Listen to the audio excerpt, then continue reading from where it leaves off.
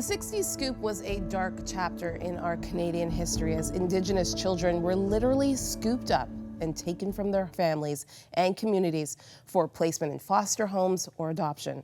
This went on from the late 1950s until the 1980s. Recently, a federal judge approved a large financial settlement for the survivors of the 60s scoop. Deborah, my guest today, is one of those survivors. Thanks for joining me today, Deborah. Oh, thank you.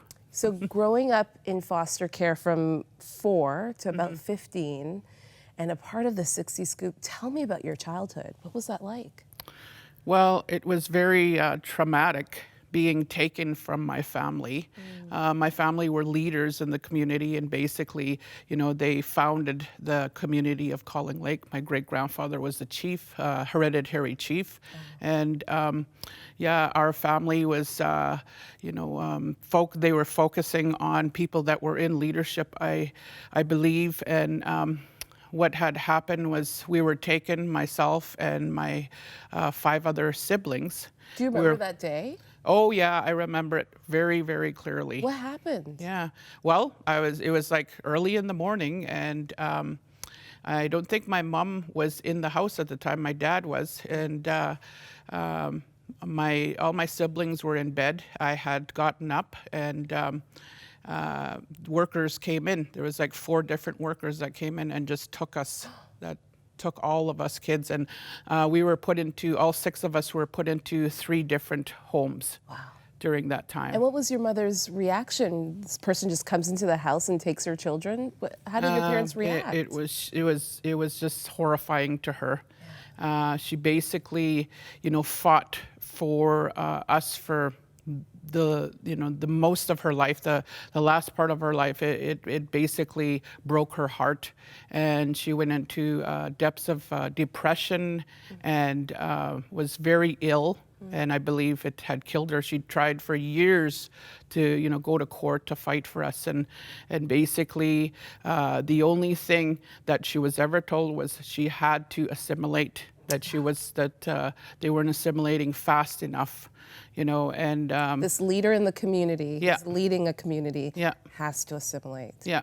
So from 4 to 15, you're in foster care, you witness abuse. Yes. And at 15 years old, you decide that you're going to run away and look for your brother. Yeah. Tell us why. Well, my brother and I were we were actually in 4 different homes over that period from the time I was 4 until I was 15.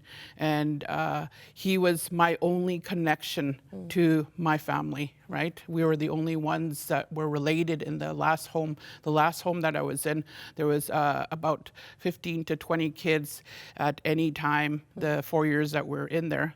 And basically, my brother Matthew, he had run away a couple of years before, went back to our home community in Calling Lake.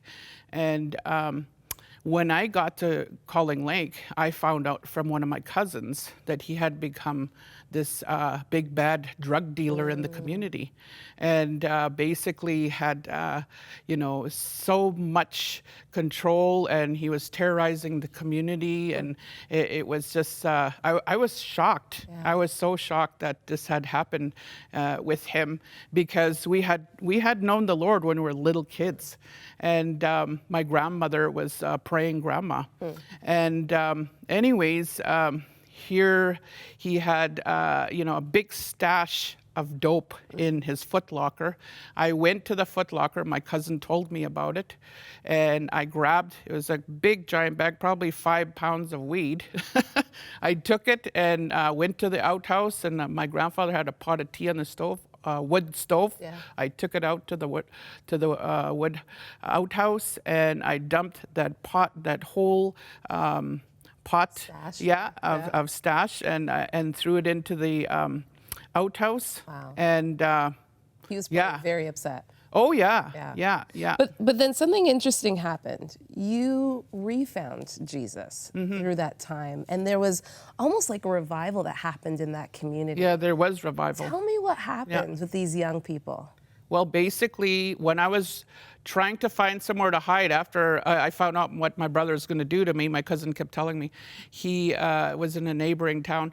I ran into this church that was at the center. It was a little log church with a cross on it, and went in there, and there was a young man. He was preaching there. I found out later he was my cousin.